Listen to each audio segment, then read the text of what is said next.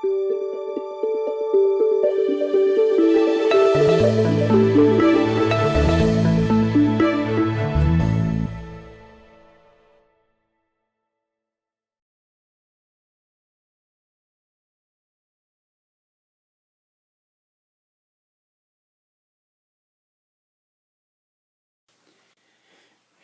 soapy friends, this is Kevin with Divinely Designed, and I have a soap video.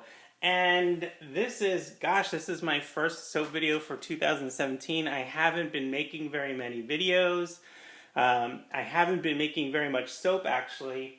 I've been a little bit busy with work, and also I have kind of cut back on my soap making. You know, I'm only a hobbyist. I don't sell a lot of soap. So, you know, I end up having a lot of inventory then. I do give some away to friends and things like that.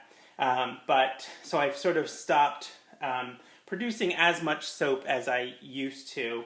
I may consider doing kind of a farmer's market kind of thing in the spring. So if I do that, I may need some more inventory. We'll see.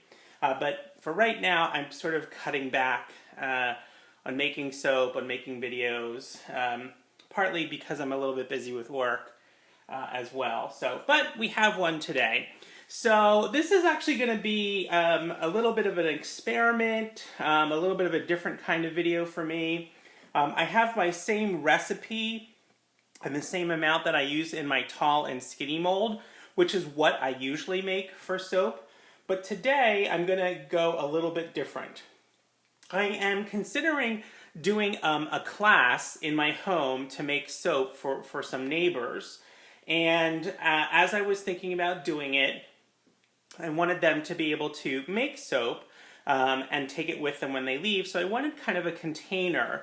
And what I found was, I went to the dollar store and I found this container, and it's almost perfect. It's like a tiny little loaf mold, right? Now, the one drawback to it is it doesn't have a sealable lid, which is kind of what I was looking for so that they could take something with them. But I think this will still work. I think, you know, what I would do is wrap it with some cling wrap so they can take it home with them. But it's plastic, not silicone, obviously. So part of this experiment is to use this mold, and I've lined it with some parchment paper, actually, because I wanted to try parchment paper as well. I was hoping I wouldn't have to line it, and I was going to try it without, but I'm really nervous about it because it's plastic, and I think the soap will stick to it. And so anyway, I really like to try to not have that happen, and I'm sort of testing the amount I need in here. This is my regular recipe, and if I've calculated it right, I should need exactly half of this recipe to fill this mold to kind of a good level so that, you know, somebody would be able to take it with them. So with the other half then, I have this little mold. This is actually from the baking section of Michael's, and I'm going to make a soap for crafters. So I do paper crafting, and I often use inks and, you know, inks, dye inks, and so your fingers get full of ink and glue and things like that. And I have made in the past a scrubby soap that has pumice stone in it, and that's what I'm going to do today, but I thought this shape would work really well. So my intention is to do half of it with kind of a charcoal and pumice stone mixture that would be really scrubby and rough, and the other half to be more gentle with some other additives. So that's sort of the plan today. We're going to make two soaps, really.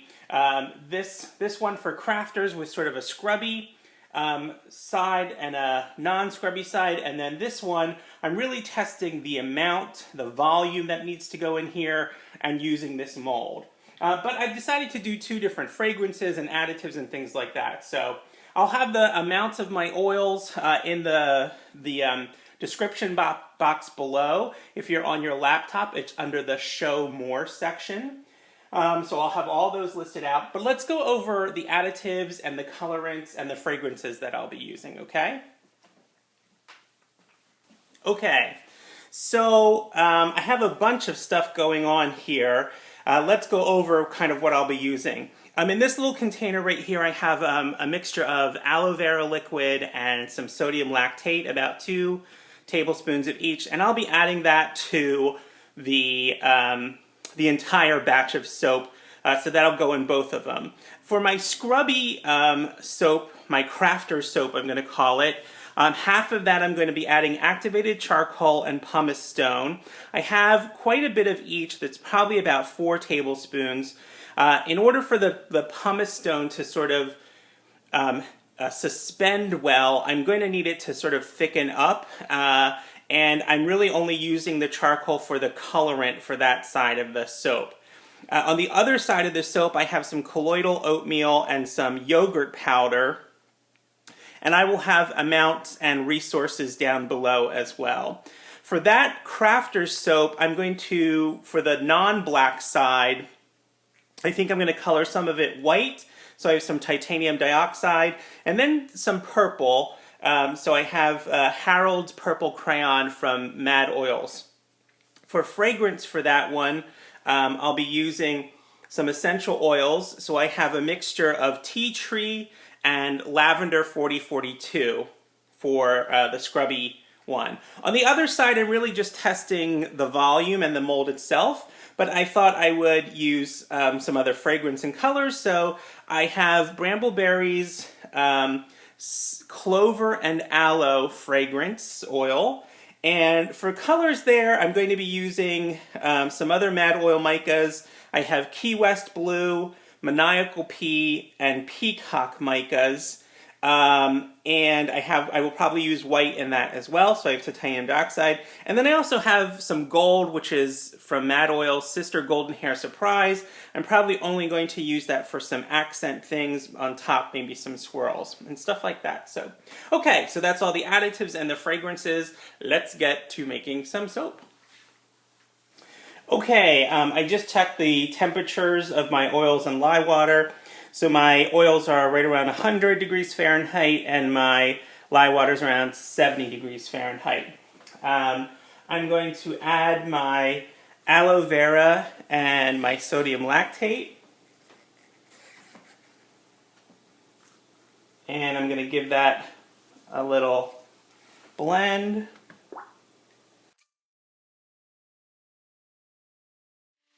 Okay. I'm going to add my lye water to my oils, mix it very quickly, just to emulsification, and then I'm going to divide it up. So I have some containers here. I'm going to put equal amounts in each of these, so I'll divide it into fourths basically. But then these two will be for one soap, and these two will be for the other soap, okay? And let's get going here.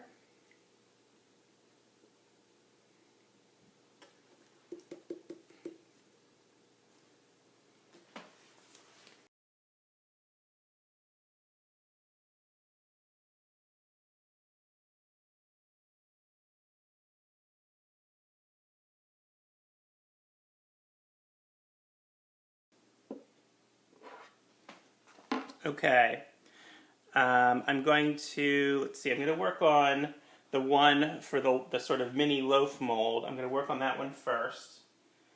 And let's see, that's the Clover and Aloe fragrance oil. Put about half in each.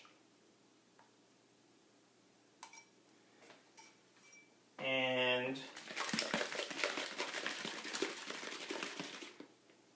I'm going to add white.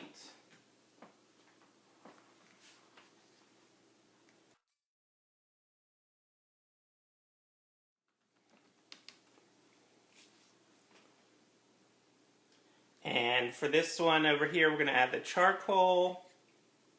Oh, I just messed that up. Oh, well, that's okay. I forgot I'm working on the other one.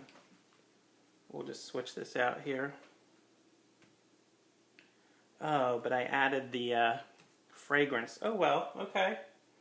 So we're going to have a mix of fragrances here.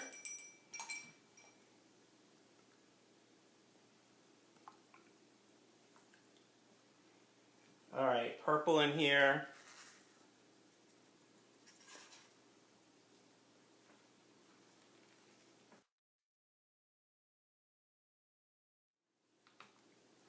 All right, so this didn't quite go as I planned, but oh well. Let's see here. I think what I want to do is make kind of a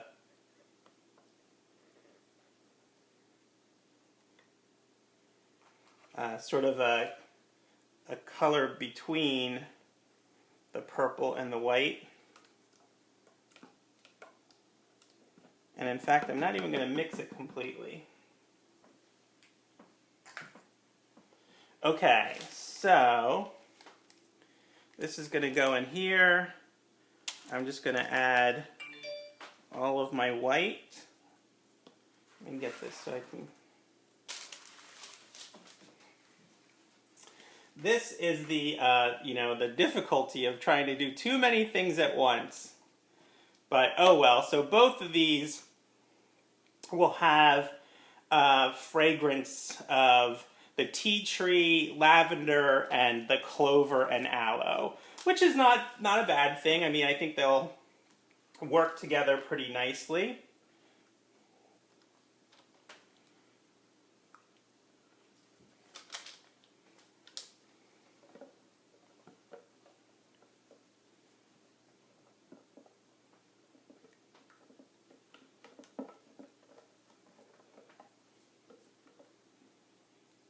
Okay, and then let's just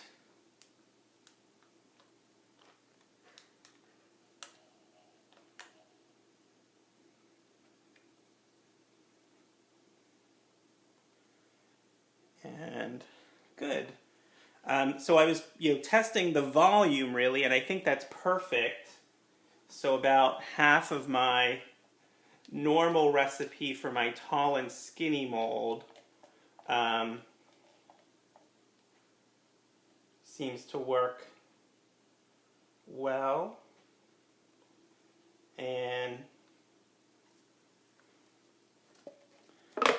I think I'm going to add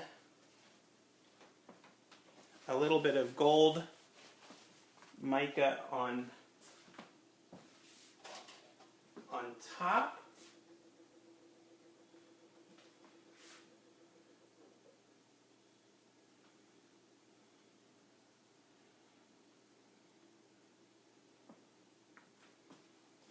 And let's do a swirl. Let's go.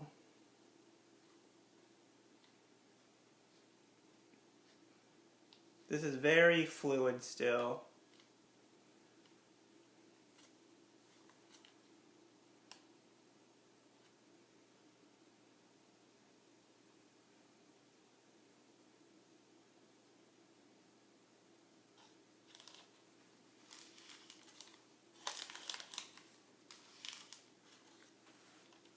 Okay.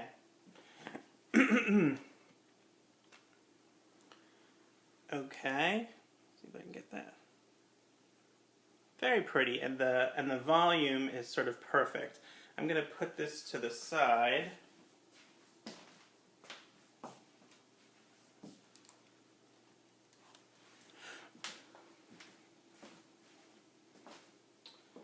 Okay. Let me clean up some of my mess. Goodness, I am making a mess everywhere.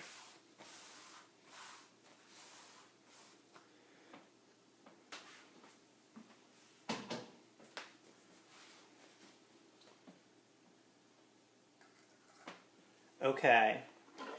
For this other one here, let me add the yogurt powder and colloidal oatmeal. And let me add some white.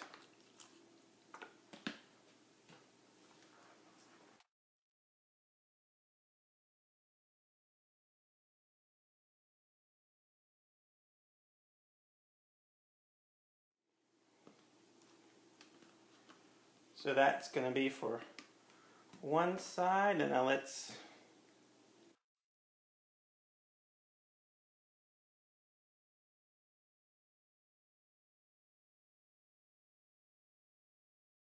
Okay, and I need this one to be a little bit thick so the pumice stone stays suspended.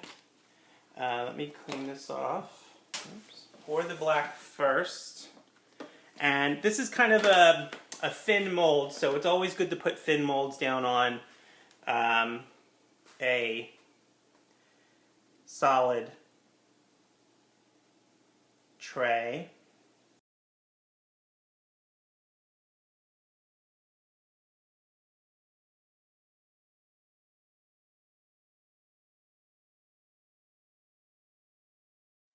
And then I was thinking of mixing, these colors and kind of doing an in the pot swirl. But I thought what I might try, I never tried this I don't think, is just pouring the micas in and in sort of different areas and giving them a stir. So let's see, I probably need a chopstick before I do this.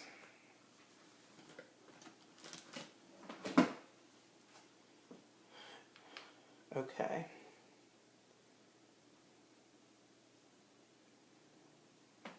Alright, so that's Key West Blue. That's Peacock. And this is Maniacal P. Okay, so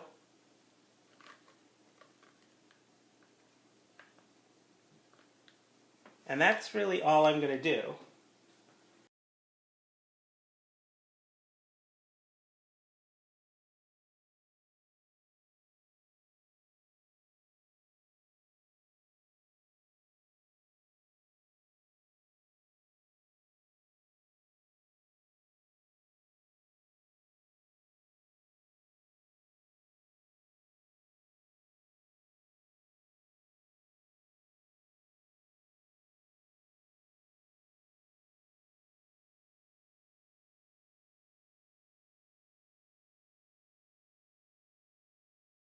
Okay. All right, that's it. So 2 different soaps, sort of, kind of, and I'm going to let these rest and probably put them in the fridge for at least a couple hours, and then let them sit out overnight, and then tomorrow we'll do the unmolding. Okay, stick around. Okay, soapy friends, we have the unmolding. I'm going to start with this little doohickey.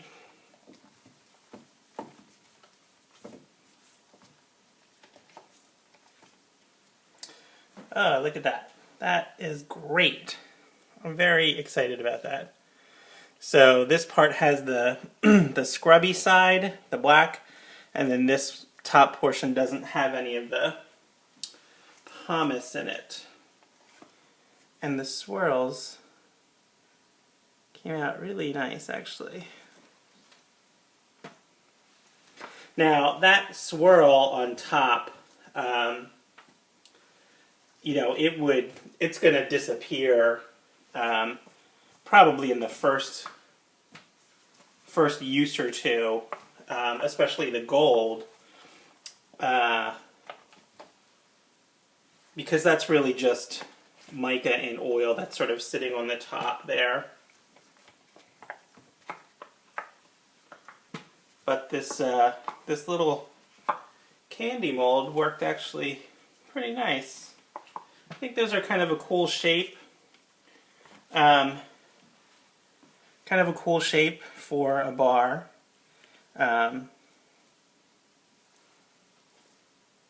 Okay.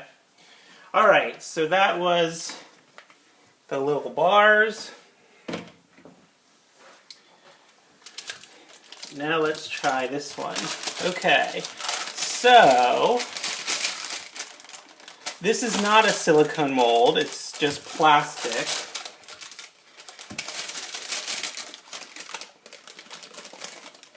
But lining it sure did help. That came out super easy.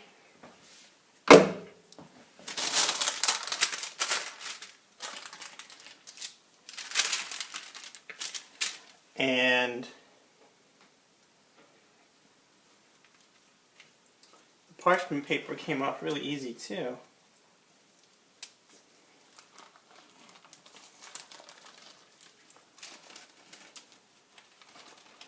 I have a little bit of parchment paper that's sort of sticking, you know, that it kind of, you know, it got wet and it's kind of coming apart, but otherwise that works pretty well. I certainly could have used freezer paper, and you know, that normally works, but I wanted to try the parchment paper just to see kind of what it did.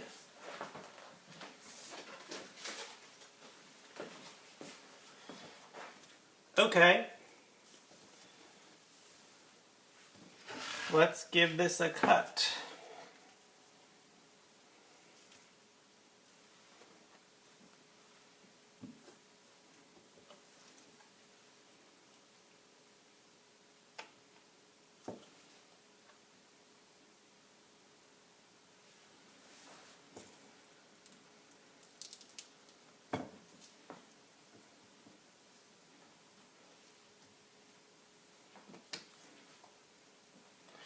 Wow, that's pretty.